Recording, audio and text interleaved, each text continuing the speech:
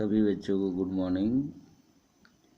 आज हम stem cells के बारे में पढ़ेंगे। स्टेम सेल्स क्या होती है? तो स्टेम सेल्स वह होती है जो एक विशेष प्रकार की कोशिका होती है जो बार बार विभाजित होकर नई स्टेम कोशिकाएं बनाती हैं और जो विभिन्न प्रकार की कोशिकाओं को विकसित करने की क्षमता होती है उसके अंदर। जैसे सबसे पहले हम जानते हैं कि जाइगोट बनता है, यानी अंडाणु और शुक्राणु के योग से जाइगोट या युग्मनज का निर्माण होता है।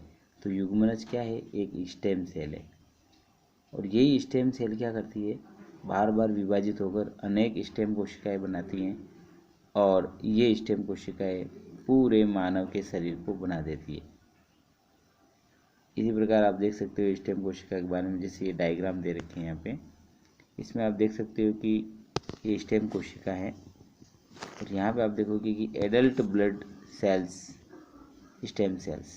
तो इसमें एडल्ट के अंदर आप देखोगे, वयस्क के अंदर रक्त की जो स्टेम सेल्स कैसी होती है। तो देखो रक्त में तीन टाइप्स दे रखे इसने, आरबीसी, डब्ल्यूबीसी, प्लेटलेट्स और या बी सेल्स। फिर टी सेल्स के अंदर एनके, टी सेल्स है ना। फिर यहाँ पे प्लाज्मा सेल्स, मेमोरी सेल्स, ऐसे बहुत सारे सेल्स हो गए, एरिथ्रोसाइट सेल और ये न्यूट्रोफिल्स, बेसोफिल्स, इओसिनोफिल्स, मोनोसाइट्स, ये सारी दे रखी है।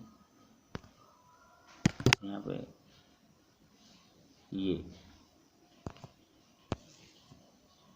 बेसोफिल्स, इओसिनोफिल्स, मोनोसाइट्स और एरिथ्रोसाइट्स।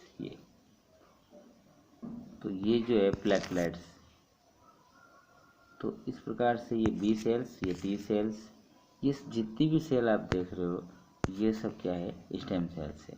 यानी हमारी बॉडी में अनेक प्रकार की स्टेम सेल्स होती हैं और स्टेम सेल्स की क्या विशेषता है कि एक विशेष प्रकार की कोशिकाएं होती हैं जो बार बार विभाजित होकर नई स्टेम कोशिकाएं बनाती हैं।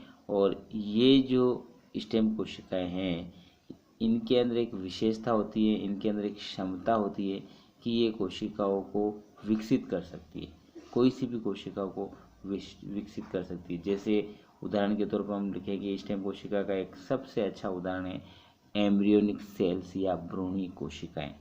ये एक प्रकार की स्टेम कोशिकाएं।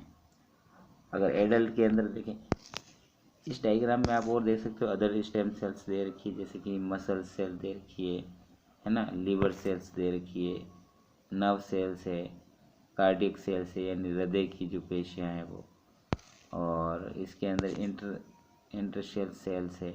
तो ये सभी जो सेल्स आपको दिख रही है ये क्या है? स्टेम सेल्स है। इसके अलावा भी और बहुत से टाइप्स की स्टेम सेल्स होती हैं हमारी बॉडी में, लेकिन जब सबसे पहले जो एम्ब्रियोनिक सेल्स बनती है, भ्रूणी कोशिका बनती है, वो स्टेम सेल्स होती है। स्टेम सेल्स के बारे में आपको इतना सा याद रखना है कि स्टेम सेल्स क्या होती है। तो एक विशिष्ट प्रकार की कोशिकाएं होती हैं जो बार बार विभाजित होकर नई स्टेम कोशिकाएं बनाती हैं और ये स्टेम कोशिकाएं के अंदर एक क्षमता होती है कि ये नई कोशिकाएं बना सकती हैं अनेक प्रकार की। ठीक है, कौन सी स्टेम कोशिकाएं होती हैं? तो जैसे हीमोपोएटिक कोशिकाएं होती है, रक्त निर्माण करने वाली कोशिकाएं।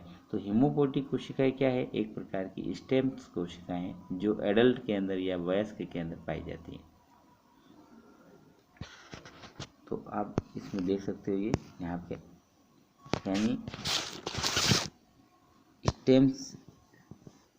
स्टेम कोशिकाएं एक विशेष प्रकार की कोशिकाएं हैं जो बार बार विभाजित होकर नई स्टेम कोशिकाएं बनाती हैं। स्टेम कोशिकाएं एक विशेष प्रकार की कोशिकाएं होती हैं जो बार बार विभाजित होकर नई स्टेम कोशिकाएं बनाती हैं, जो विभिन्न प्रकार की कोशिकाओं में विकसित होने की क्षमता रखती हैं, जैसे एम्ब्रियोनिक सेल्स, भ्रूणी कोशिकाएं। इस प्रकार की स्टेम कोशिकाएं हैं। वयस्क शरीर में भिन्न भिन्न प्रकार की स्टेम सेल्स होती हैं।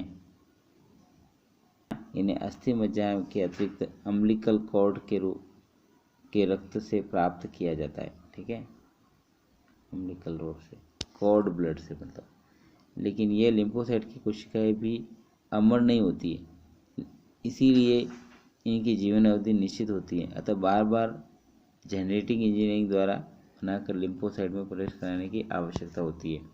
ठीक है, अगर किसी व्यक्ति को बाहर से अगर लिम्फोसाइट दिया गया तो लिम्फोसाइट भी क्या अमर नहीं है, उसको भी तो क्या 120 दिन में जैसे आरबीसी का जीवन काल है, और जैसे कि डब्ल्यूबीसी का है 10 से 15 दिन, और प्लेटलेट्स का है जैसे 3 से 4 दिन, तो ये धीरे धीरे क्या है वापस नष्ट होती रहती है, इसलिए वापस इसको बनाना पड़ता है। तो अगर बॉडी के अंदर स्टेम सेल्स हैं तो वो बना देगी, अगर वो नहीं है तो फिर हमें क्या करना पड़ेगा, जेनेटिक इंजीनियरिंग या बायोटेक्नोलॉजी के द्वारा हमें उसको डालना पड़ेगा, तो बार बार डालना पड़ेगा इसको। तो अगर पूरी तरह जीन थेरेपी करनी है तो आपको एम्ब्रियो स्टेज में करनी पड़ेगी, ताकि आपको बार बार नहीं डालना पड़े। ठीक है, तो यदि अस्थि मज्जा की कोशिका से एडीए बनाने वाली जीन को विलगित कर प्रारंभिक भ्रूण अवस्था में ही कोशिका में प्रवेश करा दिया जाए, तब ये स्थायी उपचार हो सकता है। ये नीचे लिख रखा मैंने। तो स्थायी उपचार क्या होगा, स्टेम्स कोशिकाएं, तो आपको याद कर रखना है कि स्टेम कोशिकाएं विशेष प्रकार की कोशिकाएं होती है जो बार बार विभाजित होकर स्टेम कोशिकाएं बनाती है, और जो उनमें क्षमता होती है कि ये नई कोशिकाएं बना सकती है, जैसे एम्ब्रियोनिक सेल, वयस्क अवस्थाओं के अंदर हीमोपोएटिक सेल, है ना। इसका परमानेंट इलाज करना है, किसी बॉडी के अंदर अगर निर्माण नहीं हो रहा है ब्लड का, तो अस्थि मज्जा का प्रत्यारोपण भ्रूण अवस्था में करके कर सकते हैं। तो ये स्टेम सेल्स थी, ये आप देख सकते हो। आज के लिए इतना ही। मेरे वीडियो को शेयर और लाइक कीजिए, आपको डेली ऐसे क्लिप मिलेंगे छोटे छोटे। ओके, ये स्टेम सेल्स है, और जिसमें आप देख सकते हो आपकी बॉडी के अंदर ये होती है। और यहाँ पर हम बात करते हैं सबसे पहले जैसे एम्ब्रियोनिक स्टेम सेल्स, भ्रूणीय कोशिका, और इसके अंदर आप देखोगे कि ये भ्रूणीय कोशिकाएं होती है कैसे काम करती है एम्ब्रियोनिक स्टेज के अंदर। तो ये वैक्यूम पंप से हम इसको ले रहे हैं, ये हेमोपोएटिक स्टेम सेल्स।